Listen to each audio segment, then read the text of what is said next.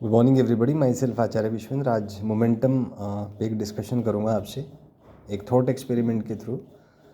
तो सबसे पहले हम एक कॉन्सेप्ट देखेंगे कि मोमेंटम जो है इसको समय कहा जाता है हिंदी में। तो इसके पीछे की जो कॉन्सेप्ट है बेसिक वो क्या है, मूल अवधारणा क्या है।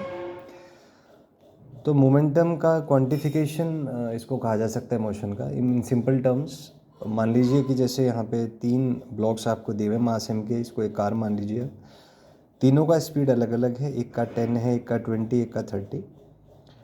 और अगर कोई पूछे हमसे कि इसमें सबसे ज़्यादा मोशन किस में है,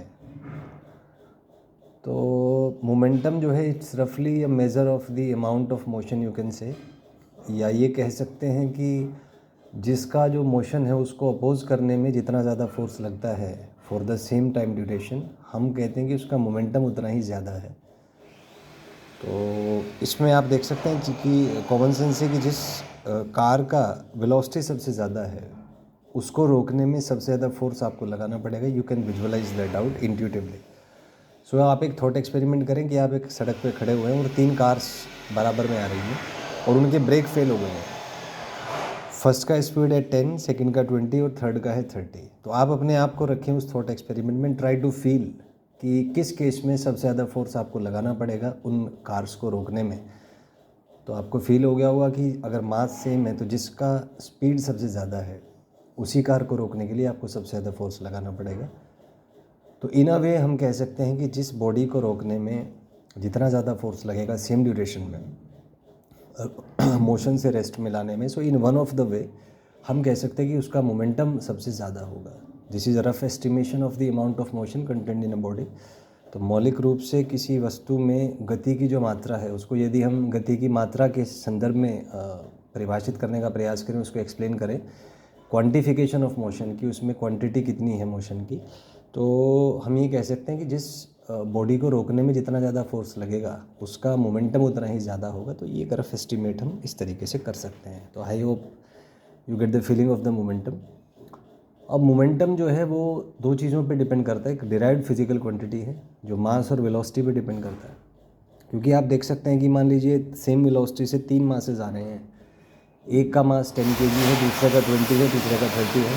तो इंट्यूटिवली हम कह सकते हैं कि 30 वाले का मोमेंटम सबसे ज़्यादा होगा, उसको रोकने में सबसे ज़्यादा फोर्स लगेगा। तो इंट्यूटिवली हम ये कह सकते हैं कि भाई मोमेंटम जो है जिसका मास ज़्यादा है, अगर वेलोसिटी सेम है तो जिसका मास ज़्यादा है उसका मोमेंटम भी सबसे ज़्यादा होगा और उसको रोकने में सबसे ज़्यादा फोर्स की अपने को ज़रूरत पड़ेगी। So this is the basic intuition for the momentum.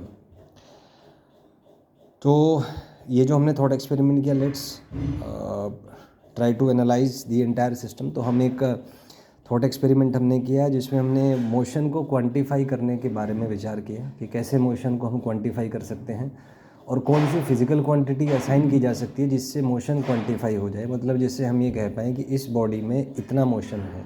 तो it is the one of the way is momentum, linear momentum of the body. तो अब ये कह सकते हैं कि क्वांटिफिकेशन से फ़ायदा होगा कि भाई force required to change state of motion कितना लगेगा, तो उसको फिर उस तरीके से हम क्वांटिफाई कर सकते हैं। तो इसमें अगर एक क्वेश्चन हमसे पूछा जाए कि in which case body possess maximum motion, तो obviously in case 3 we can say that it possess maximum amount of motion. क्योंकि मास सबका सेम है तो मोमेंटम थर्ड केस में मैक्सिमम होगा, तो अमाउंट ऑफ मोशन भी सबसे ज़्यादा इस केस में आएगा। Next is in which case it will be toughest to stop body. तो ऑब्वियसली जिसमें मोमेंटम सबसे ज़्यादा है उसमें रोकना सबसे मुश्किल होगा, तो C will be the answer. Next is in which case it will be easiest, obviously जिसमें मोमेंटम सबसे कम होगा, case A. So that is answer to this particular question. तो यहाँ पे हमने एक थॉट एक्सपेरिमेंट किया कि कैसे मोमेंटम को हम क्वांटिफाई कर सकते हैं। फिर उस पे बेस्ड हमने एक कॉन्सेप्ट डेवलप किया फोर्स का।